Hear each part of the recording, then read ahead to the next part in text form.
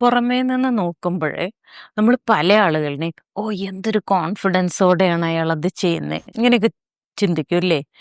പക്ഷേ അയാളുടെ ഉള്ളില് ഒരു സാധാരണക്കാരനുണ്ട്. ഒരു പച്ചയായ മനുഷ്യൻ. അതായത് പേടിയും സംശയമൊക്കെ ഉള്ള ഒരു സാധാരണക്കാരനുണ്ടാവും. അയാളുടെ മനോഭാവം എന്തായിരിക്കുംന്നറിയോ? "ഓ! ഇതൊക്കെ എങ്ങനെയൊക്കെ ഒപ്പിച്ച് പോകുന്നുന്നായിരിക്കും." നമ്മളിത് അറിയുന്നില്ല. അപ്പോ ഇത് എല്ലാ പ്രശസ്തരായ ആളുകൾക്കും തോന്നുന്ന ഒരു ഫീലിംഗാണ്. ഇപ്പൊ പ്രശസ്ത എഴുത്തുകാരിയുണ്ട് മായ ഏഞ്ചല്. ഇവര് ഒരു പുസ്തകം എഴുതി കഴിയുമ്പോ ഇവര് പറയുന്നത് അടുത്ത പുസ്തകം എനിക്ക് എഴുതാൻ കഴിവില്ലാന്ന് ഇവരങ്ങട് വിചാരിക്കും. അപ്പോ ഇതാണ് ഇമ്പോസ്റ്റർ സിൻഡ്രോം എന്ന് പറയുന്നത്. അപ്പോ ഇങ്ങനത്തെ ചിന്ത നിങ്ങൾക്കും വരാറില്ലേ? അപ്പൊ മനസ്സിലായില്ലേ? നിങ്ങൾ ഒറ്റയ്ക്കല്ല. എല്ലാവരും ഇങ്ങനെ തന്നെയാണ്. അപ്പോ നിങ്ങള് വിചാരിച്ചതിനെക്കാട്ടിലും കഴിവ് നിങ്ങൾക്കുണ്ട്. ഉം. നിങ്ങളുടെ കഴിവില് നിങ്ങൾ വിശ്വസിക്കുക, മുന്നോട്ട് പോവുക.